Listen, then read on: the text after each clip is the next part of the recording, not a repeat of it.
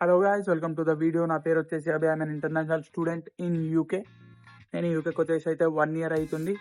ఈ video content వచ్చేసి మన అప్కమింగ్ స్టూడెంట్స్ ఫ్రమ్ ఇండియా ఎవరైతే యూకేకి వద్దామనుకుంటారో ఫర్ మాస్టర్స్, అంటే యూకేకి రావచ్చా రావద్దా అనేది ఈ వీడియోలో ఉంటుంది. రావద్దా అనేది నేను నా ఎక్స్పీరియన్స్ బట్టి నేను మీకు చెప్తాను. దాన్ని బట్టి కన్క్లూడ్ చేసుకోవడం it's up to you guys. నేను వచ్చేసి 1 year అయితే అవుతుంది. 1 year ముందు there are many things have been changed in UK for students and for immigrants. Not only for students, there are many people who are coming from some other country to UK. So దాని అన్నిటి గురించి ఈ వీడియోలో explain చేస్తా. ఇదేంటంటే abroad plans ఉన్న ఎవరన్నా మీరు చూసి మీకు ఎనీ డౌట్స్ ఉంటే ఈ వీడియో మొత్తం చూడండి. ఒకవేళ మీరు అబ్రాడ్ ప్లాన్స్ లేదు, ఎవరైనా తెలిసిన ఫ్రెండ్స్, ఫ్యామిలీ మెంబర్స్ ఎవరైనా వెళ్తారంటే వాళ్ళకి షేర్ చేయండి.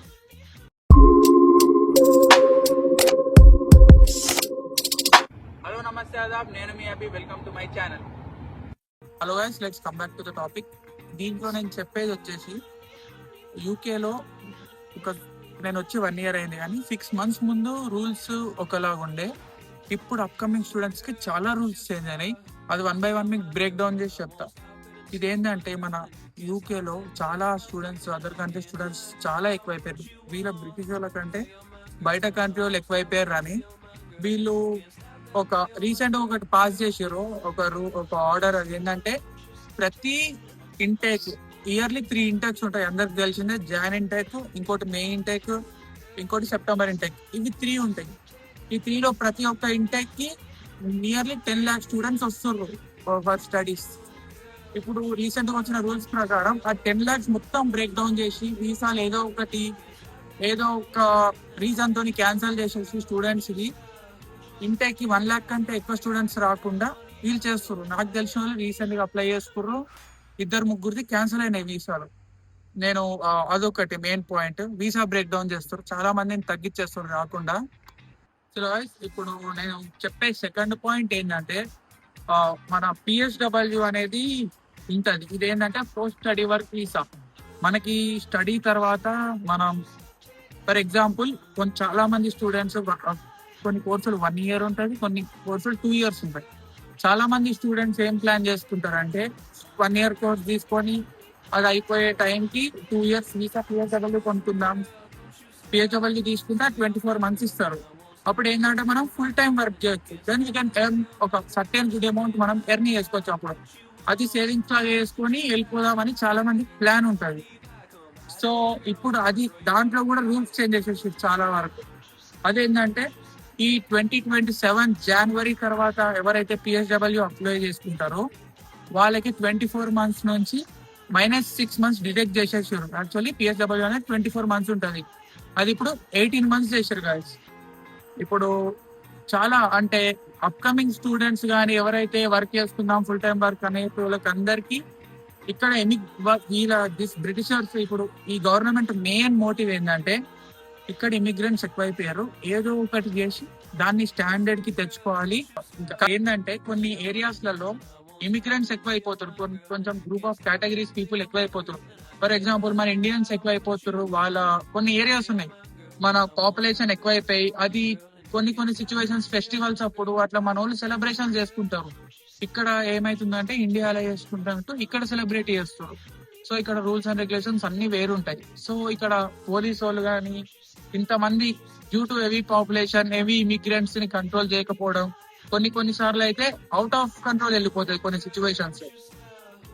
సో ఇట్లా చాలా ప్రాబ్లం అవుతుంది. మన ఇండియన్స్ అనే కాదు, బంగ్లాదేశ్ కానీ సమ్ అదర్ రీజియన్ పీపుల్ అందరూ ఒక్కొక్క ప్లేస్ లో ఒక్కొక్క కంట్రీ డామినేషన్ ఉండడం, ఇమిగ్రెంట్స్ డామినేషన్ ఉండడం ఇలా జరుగుతుంది. సో ఇవన్నీ బ్రేక్ డౌన్ చేద్దామని PSW అనేది డిడక్ట్ చేశారు. టైం చాలా తగ్గించేశారు. 6 months అనేది నియర్లీ ½ year అది తగ్గడం జరిగింది. చలో let's go to the third topic. నేను మీకు ఎక్స్ప్లెయిన్ చేద్దాం అనుకున్న థర్డ్ ఏంటంటే యూకేకి వర్క్ మీద రావడానికి ఇంకొక వే ఉంటది. అదేంటంటే వర్క్ వీసా అంటారు. అదేంటంటే చాలా కేటగిరీస్ లో ఉంటది. ఫర్ ఎగ్జాంపుల్ ఒకప్పుడు ఏంటంటే సర్టెన్ ఇయర్స్ ముందు, ఒక కపుల్ ఆఫ్ ఇయర్స్ ముందు కొన్ని ఏజెన్సీస్ ఉంటుండే.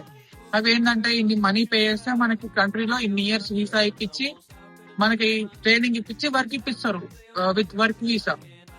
వర్క్ వీసా అనేది ఒకటి ఉంటుండే. అది ఫర్ ఎగ్జాంపుల్ మీకు బ్రేక్ డౌన్ చేసి చెప్పాలంటే కొన్ని వెల్ నోన్ రెస్టారెంట్స్ లో షెఫ్ లాగా ట్రైనింగ్ ఇచ్చి వాళ్ళని ఇన్ని ఇయర్స్ కాంట్రాక్ట్ పెట్టుకొని 3 to 5 years కాంట్రాక్ట్ పెట్టుకొని వాళ్ళకి ఆ 3 to 5 years వీసా ఇప్పించేసి అట్లా వర్క్ వీసా మీద వాళ్ళు ఇక్కడ ఉండిపోతారు, ఇక్కడ ఎర్నింగ్ చేసుకోవచ్చు.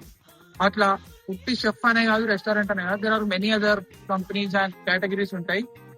ఈ రీసెంట్ గా వచ్చిన రూల్స్ ప్రకారం అది కూడా దాంట్లో కూడా గవర్నమెంట్ కొన్ని చేంజెస్ చేయడం జరిగింది.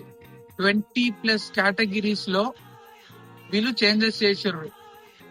ఏంటంటే 20+ కేటగిరీస్ చాలా చేంజెస్ చేశారు ఈ అప్కమింగ్ డేస్ లో.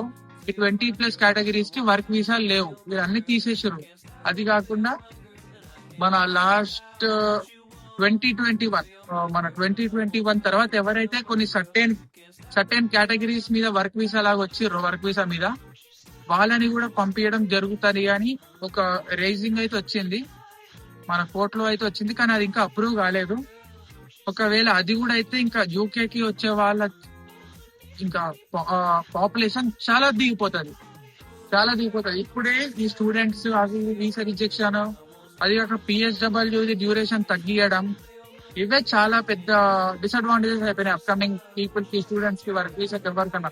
ఇప్పుడు వీళ్ళు వర్క్ వీసాలలో కూడా చేంజ్ చేశారు కాబట్టి వీళ్ళు వచ్చిన స్టూడెంట్స్ కి ఏంటంటే వాళ్ళకి వచ్చేసారు, అన్ని అగ్రిమెంట్ అయిపోయింది, ఎవ్రీథింగ్ ఈజ్ డన్.